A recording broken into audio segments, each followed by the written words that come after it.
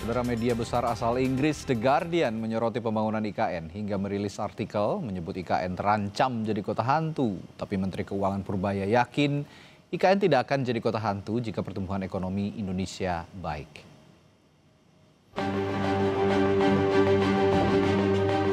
Ibu kota negara IKN terancam menjadi kota hantu. Begitulah tulisan dalam sebuah artikel The Guardian, surat kabar Inggris yang dipublikasikan 29 Oktober lalu. The Guardian mengkritisi dana negara untuk proyek IKN yang telah menurun drastis. The Guardian menulis, pembangunan IKN melambat dan sedikit pegawai negeri yang mau pindah dari Jakarta. Center of Law and Economic Studies menilai, posisi Prabowo dilematis karena menolak IKN secara terang-terangan akan dianggap berlawanan dengan misi Presiden ke-7 RI Joko Widodo. Selios pun memandang IKN jadi beban proyek yang mahal era Prabowo dan rawan gagal. Jadi strategi yang digunakan oleh Pak Prabowo sekarang adalah ya main aman, jalan tengah. Tidak membatalkan, tidak juga memberi oksigen politik baru ya, tidak juga menyerang, tapi membiarkan IKN kehilangan momentum. Dan sinyal-sinyal ini juga sudah kelihatan. Anggaran tahap 2 turun tajam ya, dari 80 triliun proyeksinya sekarang hanya dialokasikan 48 triliun.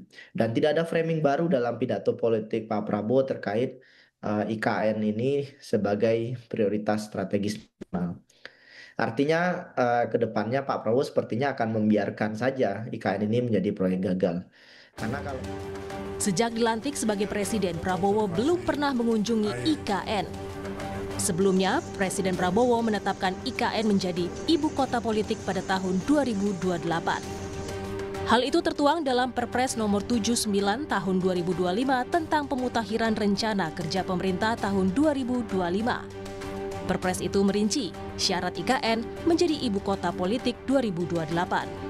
Menanggapi artikel The Guardian yang menyebut IKN terancam menjadi kota hantu, Ketua Umum Projo Budi Aris Setiadi mengingatkan masyarakat agar tak mengikuti agenda negara lain. Jangan kita mengeksploitasi hal-hal yang membuat bangsa kita ini jadi terpuruk. Kan yang nggak pengen maju kan negara lain. Kamu mau ya ikut agenda negara lain?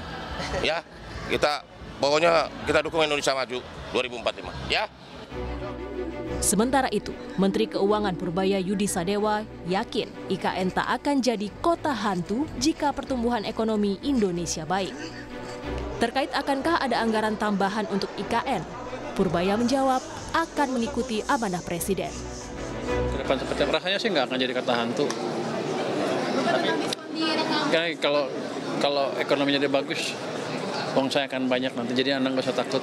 Jadi jangan dengar prediksi siapa orang luar. Itu sering salah kok. Nanti baru kalau perlu tahun-tahun berikutnya ada dana pemerintah kita keluarin lagi. Tapi yang jelas kita udah setujuin yang swasta membangun rumah di sana.